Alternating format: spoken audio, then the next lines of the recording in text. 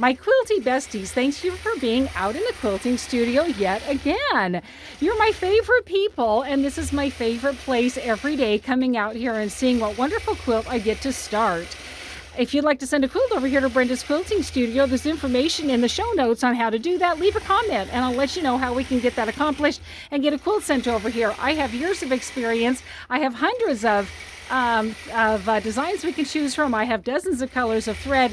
It's going to be amazing, that is for sure. Please take just a minute to like and subscribe to this channel. It really does make a difference to get these quilts out to more people to be able to see them. This quilt Debbie sent over, it's almost 60 inches by 70 inches. She said she actually started it 4 years ago. I said, well, thank you for bringing it over. Let's get it done. Let's get it quilted.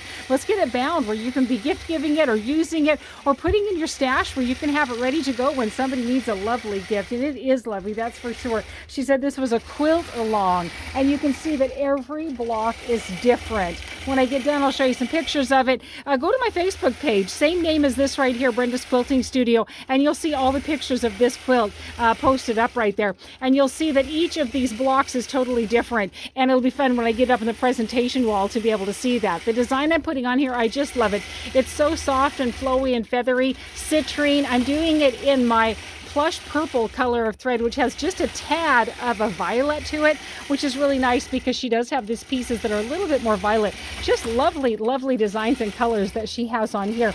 Now, let's talk a little bit about a variety of things. One is the batting I'm putting in here is my lighter weight batting. It has a little bit more loft. It has a little bit more fullness, and it's really showing up with how nicely that citrine is with all of this nice puffy featheriness right here. Let's talk about pressing, right? It's one of my issues, isn't it? Don't I talk a lot about pressing over here on this channel? I think it's so important. The pressing is just really half of the battle. There's the cutting and there's the sewing and the measuring, but the pressing is very important. Done a great job on that. Also, when you have dark pieces here, you're going to want to make sure that you have all of your extra threads cut. We don't want any of those darker threads sneaking in underneath of these white areas. She has this brilliant white, and once they're under there and they get quilted on, it's very hard to get it out from under there. I'm very fastidious. I really do a great job of trying to check for any of your dark threads or loose threads, but every once in a while something sneaks by. You know, we don't want any of that happening at all. Let me also show you, she has a piece, the backing right here, fabulously done. Love that right there.